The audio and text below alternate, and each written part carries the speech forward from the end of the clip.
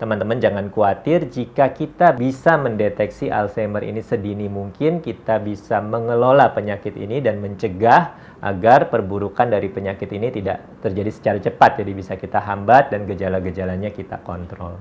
Persen dari pasangan usia subur di Indonesia menderita Koknea infertilitas. sendiri adalah organ pendengaran yang berfungsi. TKR atau total knee replacement. Semoga bermanfaat.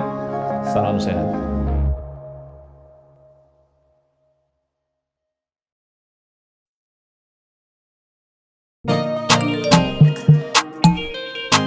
Halo sahabat Premier, jumpa lagi dengan saya Dr. Ade Wijaya, dokter spesialis saraf di Rumah Sakit Premier Jatinegara. Halo dok, saya mau bertanya, istri saya berusia 60 tahun, sudah mengalami Alzheimer pertengahan. Dia lupa nama keluarga, nama teman, serta fakta-fakta lain. Kepribadian dia juga berubah dibandingkan masa lalu. Apakah Alzheimer ini dapat disembuhkan atau dicegah dalam usia tertentu? Sebelum saya menjawab pertanyaannya, jangan lupa klik tombol subscribe dan nyalakan loncengnya ya. Terima kasih.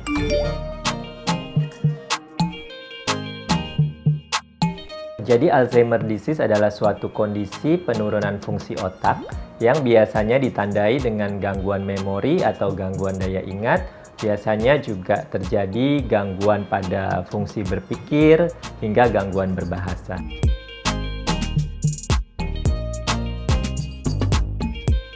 Pada otak penderita Alzheimer biasanya terjadi gangguan keseimbangan zat kimia di otak yang kita sebut sebagai neurotransmitter.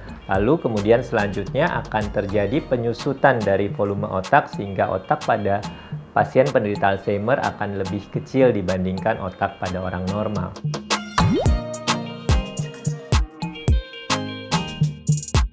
Untuk mendeteksi tentu kita harus mengenali dulu gejala-gejala dari Alzheimer. Biasanya pada tahap awal gejalanya itu mudah lupa, lalu bertanya diulang-ulang, melakukan kegiatan berulang-ulang. Nah, ketika semakin berat maka lupa-lupanya juga akan semakin berat, lupa dengan anggota keluarga bahkan dengan teman-teman dekat, hingga terjadi gangguan dalam melakukan aktivitas sehari-hari. Nah, ketika kita sudah mengenali gejala Alzheimer ini, ya tentu kita harus segera berobat ke dokter. Nah, nanti dokter akan melakukan pemeriksaan, akan menggali riwayat penyakit, akan melakukan pemeriksaan kepada pasien tersebut. Lalu ada tes memori, tes fungsi atau kemampuan berpikir, juga bisa dilakukan pemeriksaan-pemeriksaan tambahan, contohnya pemeriksaan laboratorium dan pemeriksaan MRI otak untuk menyingkirkan kemungkinan penyebab lain selain Alzheimer.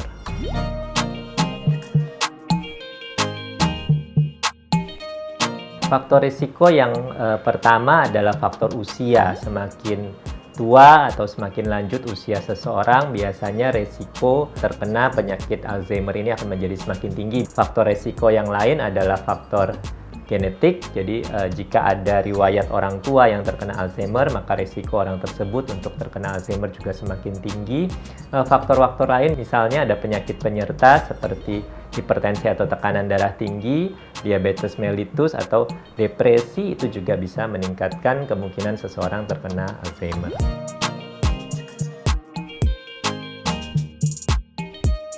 Sayangnya hingga saat ini Alzheimer termasuk sebagai penyakit degeneratif, yaitu penyakit yang tidak dapat disembuhkan. Tetapi teman-teman jangan khawatir, jika kita bisa mendeteksi Alzheimer ini sedini mungkin, kita bisa mengelola penyakit ini dan mencegah agar perburukan dari penyakit ini tidak terjadi secara cepat. Jadi bisa kita hambat dan gejala-gejalanya kita kontrol.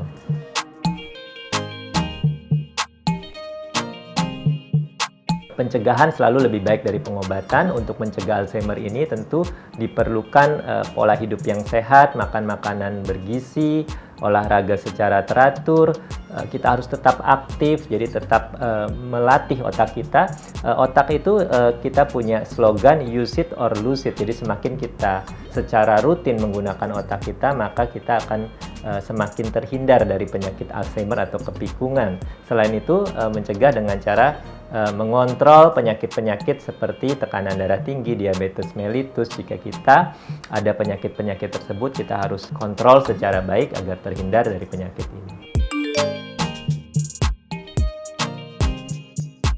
Sekian informasi yang dapat saya sampaikan. Semoga jawaban saya membantu sahabat Premier, dan ingat, untuk masalah medis dengar kata dokter ya, jangan yang lain. Terima kasih dan salam sehat untuk kita semua.